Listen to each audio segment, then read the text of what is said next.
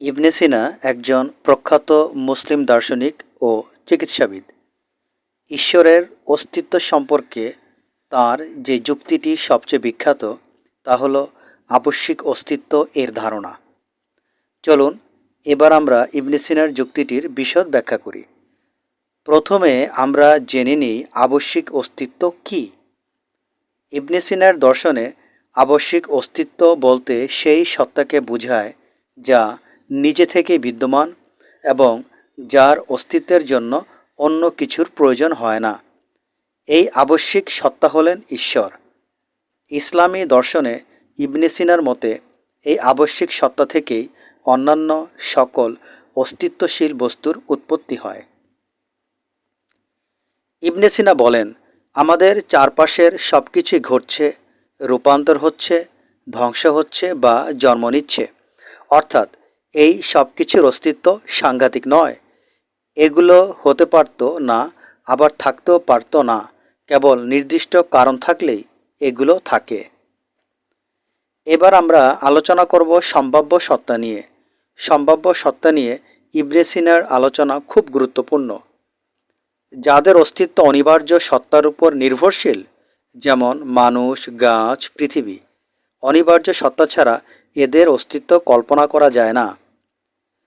যদি প্রতিটি সত্তা অন্য সত্তার উপর নির্ভর করে, তাহলে এই শৃঙ্খল কোথাও না কোথাও শেষ হতে হবে এমন এক সত্তায় যার অস্তিত্ব নিজ থেকেই আবশ্যিক, অন্য কিছুর উপর নির্ভরশীল নয়।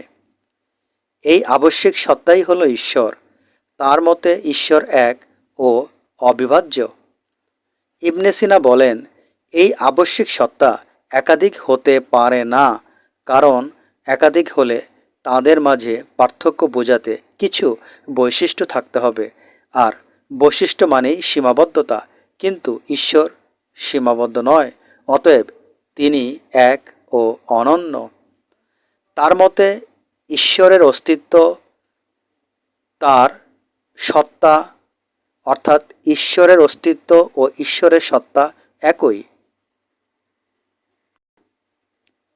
মানবের ক্ষেত্রে আমি আছি বা আমি কি, এ দুটি আলাদা ব্যাপার, কিন্তু ঈশ্বরের ক্ষেত্রে তার অস্তিত্ব ও সত্তা একই, কারণ তিনি নিজেই তার অস্তিত্বের মূল উৎস।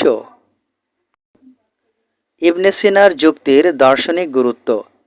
এটি মূলত অনাত্মিক বা নন থিওলজিক্যাল যুক্তি, অর্থাৎ কোরআন বা ধর্মীয় সূত্র ছাড়াও এটি সম্পূর্ণভাবে যুক্তি ও দর্শনের উপর ভিত্তি করে নির্মিত।